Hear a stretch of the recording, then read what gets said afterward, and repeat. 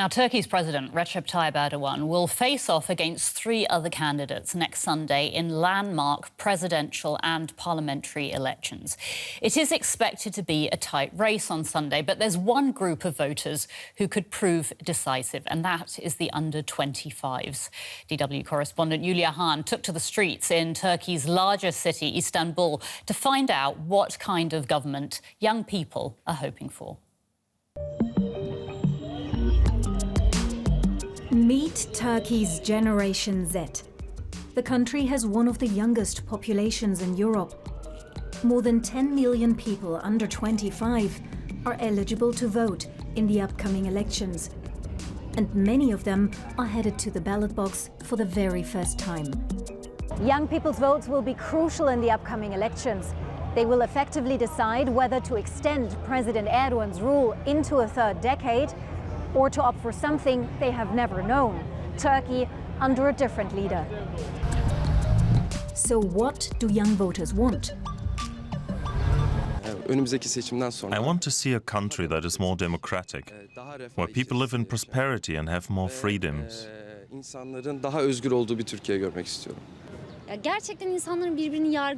I want a Turkey where people are more tolerant and can accept each other's differences.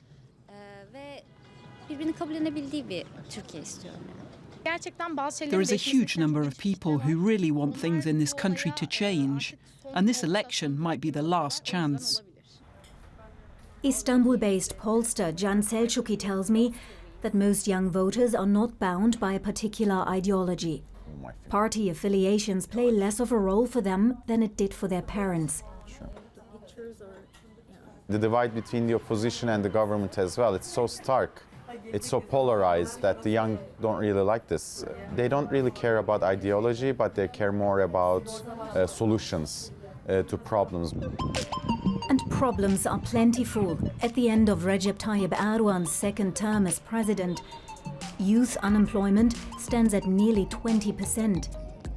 Soaring inflation has driven up living costs.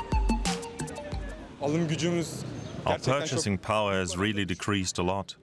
For example, I used to eat at that restaurant over there.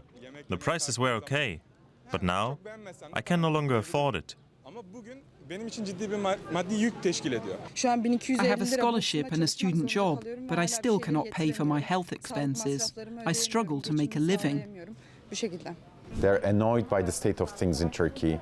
They're annoyed by their economic situation. They're annoyed by the fact that their future prospects are waning. Polls also show that Gen Z voters strongly oppose clampdowns on lifestyles, democratic rights and freedoms. Thousands of social media users are being investigated for insulting President Erdogan. A critical tweet could land you in prison in today's Turkey. We need to filter everything we say, because it might be used against us. Unfortunately, in our country, criticism of the government is being seen as insulting.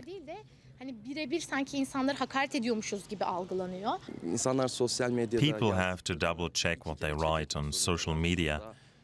They have to speak carefully.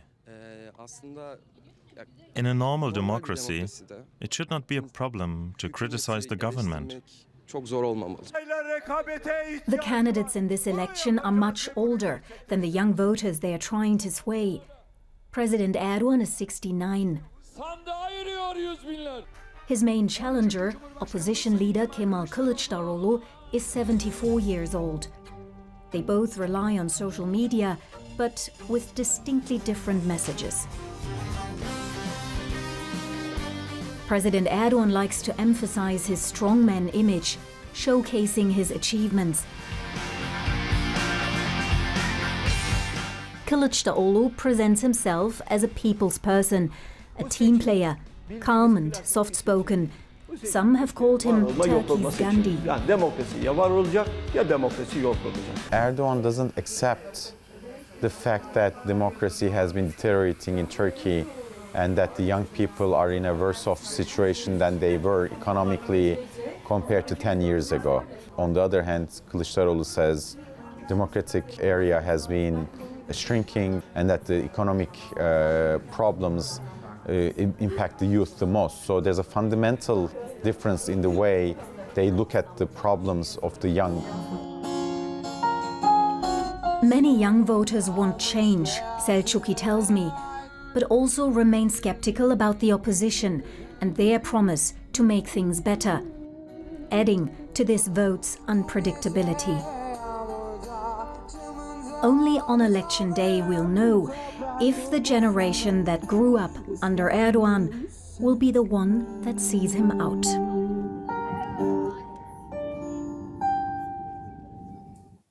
Dorian Jones is our correspondent in Istanbul, and he joins us now from there. Hi, Dorian. Do young Turks believe that they actually have a real chance to displace Recep Tayyip Erdogan when they go to the polls on Sunday? I think that this election, in many ways, is seen as the biggest opportunity for opponents of President Erdogan to oust him from power. Up until now, President Erdogan has been extremely successful in campaigns, trouncing his opponents and making the election day all but a foregone conclusion.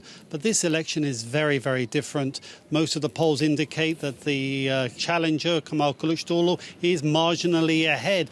And this is certainly unknown territory. And in many ways, the young vote, the first-time voters, in many ways, could be possibly a key determinant in the outcome of the election. And there is this general awareness that every vote will count. So I think, yes, young people do believe that they do have a say, and that say could be key to whether Erdogan stays or leaves power. If we could just have a talk about his main opponent, Kemal Kılıçdaroğlu. He's a former civil servant and an accountant. He's older than Erdogan. I mean, outwardly, he doesn't really seem like a candidate for generational change. So tell us how he's positioning himself against the strongman Erdogan. Well, you're right. In many ways, he is seen, as many people describe, as dull. But in some ways, he's turned that to his advantage. He's made himself, in many ways, the absolute opposite of Erdogan. He isn't into these angry diatribes and personal attacks. He likes to stick to the facts, the figures, in a very calm and collective way. Again, very different to his challenger, Erdogan. And is very much a team player, a message of bringing people together rather than focusing on divisions. And I think in some ways that is striking a chord among young people. He's seen as someone that's totally different, an opposite. And in fact, many polls indicate that he's polling very highly among young. In many ways, the young are seen as one of his key voting bases. And I think that's also a factor behind this, is that he's used social media very effectively. His chats at the kitchen table has struck a chord among many people. Very humble and a basic way. And in fact, one video where he talked about him coming from an Alevi, an Islamic sect that has suffered years of discrimination, has struck a major chord with over 100 million hits on YouTube. And that's an indication of what is seen as a very effective social media strategy, playing to his strengths. And that does seem to be a key factor in why he's still staying very competitive in this election. So he obviously brings a lot of qualities to the table, but being an opponent to Erdogan seems a difficult, some would even say dangerous place to be. So does a political campaign against Erdogan require bravery? Well, I think absolutely. People who have chosen to stand up to Erdogan in the past infrequently have found themselves languishing in jail. In fact, the charismatic former leader of the main Kurdish party, Selahattin Demirtas, he's in jail now for over 6 years. A philanthropist, Osman Kavala, supporter of civic society, he's been in jail for many years. So there does seem to be this inherent risk of standing up to Erdogan. And in fact, Kılıçdaroğlu himself has been physically attacked on at least 2 occasions. And on one instance, he was almost lynched while attending a funeral. So there are risks for standing up to Erdogan, but that doesn't seem to have had any effect on Kılıçdaroğlu's determination to bring down Erdogan from power. Now, Erdogan has been in power for 8 years. Are Erdogan and his followers genuinely worried about the prospect of losing? I think up until the last weekend, he was seen, they seemed to be remarkably calm and sure about himself. But Erdogan in his last speeches does appear to be certainly very rattled. He's gone on to very personal attacks and in many ways producing videos which are manufactured to appear that Kılıçdaroğlu is supported by Kurdish fighters. That has drawn absolute ridicule among much of society and a sign of possible Erdogan's desperation. I think he is aware that this is the biggest challenge to his rule in his whole political career. DW correspondent in Istanbul, Doreen Jones, thank you so much. Now let's bring in Gönül Tol. She is the director of the Turkish program at the Middle East Institute and the author of the book Erdogan's War, A Strongman's Struggle at Home and in Syria. Gönül, thank you very much for joining us here on DW News. Let's start with my first question. Do young Turks actually believe they have a real chance to send Erdogan packing when they vote on Sunday? Well, according to the most recent polls, Kılıçdaroğlu is the most popular candidate among the country's youth. As you mentioned previously, they're facing a lot of problems and they don't see a future for themselves in a country where repression is so widespread and even children can land in jail because of a critical tweet or a Facebook like. So I think that's one of the reasons why opposition is faring better, leading in the polls among the country's youth. You mentioned Kemal Kılıçdaroğlu. He's a former civil servant and accountant that is older than Erdogan. Outwardly, he doesn't really seem like a candidate for generational change. So how is he positioning himself against the incumbent Erdogan? That's right. He's not as charismatic as Erdogan, but I think Erdogan, after 20 years in power, he has nothing to offer, especially to the young people. And on the other hand, Kemal Kılıçdaroğlu is running a very positive campaign, a very inclusive campaign that asks young people to accept their identities, but go beyond it and embrace others. So that's a very inclusive narrative that really, I think, which is striking, the young people finds it striking and appealing. And he not only uses a very positive, inclusive narrative, Kılıçdaroğlu also offers tangible solutions to the country's problems, particularly the young people, economic problems, social problems, and most important of all, he's promising a better, more prosperous, more democratic future, which is very appealing to the young voters. Now, being an opponent of Erdogan seems difficult and some would say at times dangerous place to be. Does a political campaign against Erdogan require bravery? That's right. And Turkey's prisons is full of opponents of Erdogan. Selahattin Demirtas is a case in point. He's the former co-chair of the pro-Kurdish party. He was sent to jail simply because he said in 2015 election campaign that he was not going to let Erdogan become president. So it's a very dangerous affair to be a critic of Erdogan, and yet I think the opposition has been doing a good job in terms of in terms of challenging Erdogan. And I think still there is much hope in the country in terms of bringing down an autocrat of 20 years through elections. So that's why I think a lot of people, despite all the risks, are courageous enough to go and vote on Sunday.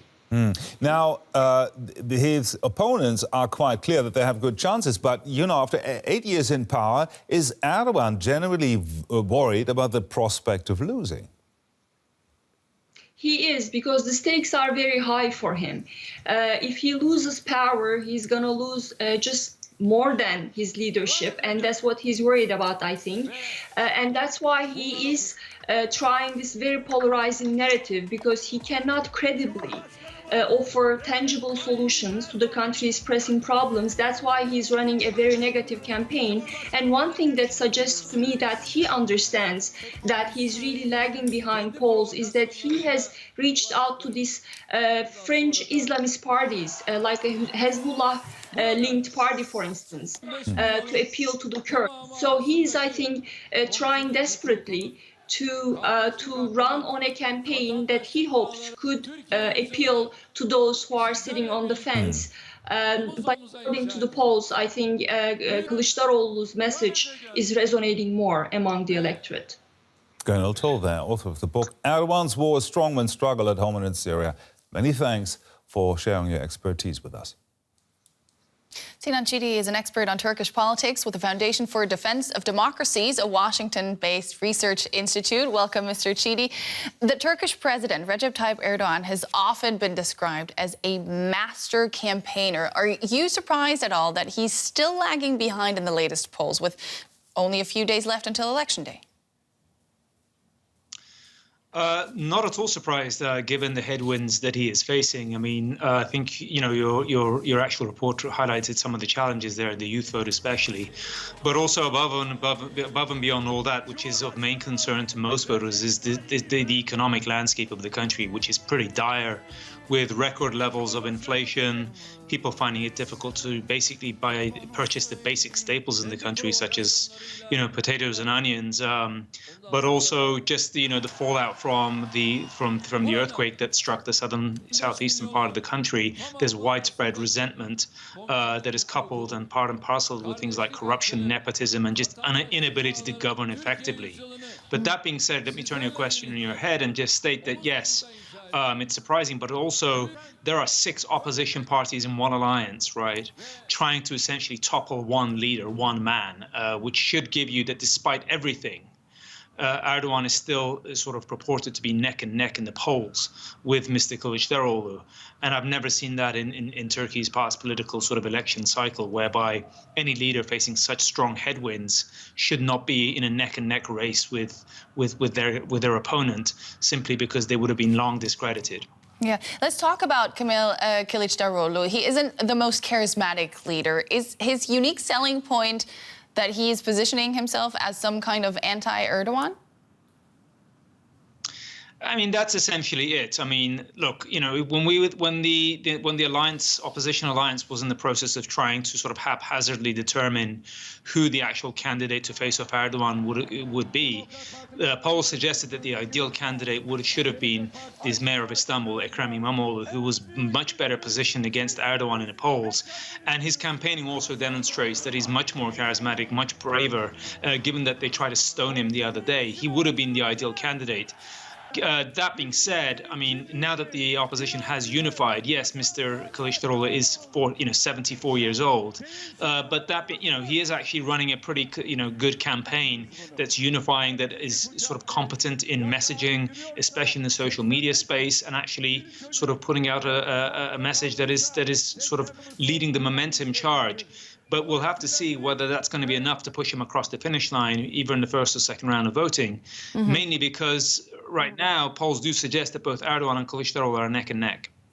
Yeah. Were he actually to win, do you think an Erdogan whom we have seen growing more and more authoritarian throughout the 20 years he's been in power now, do you think he would accept defeat? So, many people who study Turkey are wondering this very question itself. On the optimistic side, people sort of suggest that Turkey is a strong electoral democracy, even if that's all that's left of Turkey's democracy. And it would be hard for Erdogan to hold on to power because Turkey is not Russia, Turkey is not China, that, there's a high regard and respect for people's sort of vote choice. If that happens, as in Mr. Kılıçdaroğlu's the decisive winner on Sunday, the Constitution only provides 3 days for a change of government, which would put him at the Wednesday or Thursday mark, depending on when the election is certified. But we just don't know. On the pessimistic side, Mr. Erdogan has been in power for 21 years, with a strong track record of centralizing power and undermining democratic and governing institutions in the country. And the pessimistic side is people are worried that he will not peacefully part office should he lose. A lot at stake here. Sinan Chidi with the Foundation for Defense of Democracies. Thank you so much for your time. Thanks.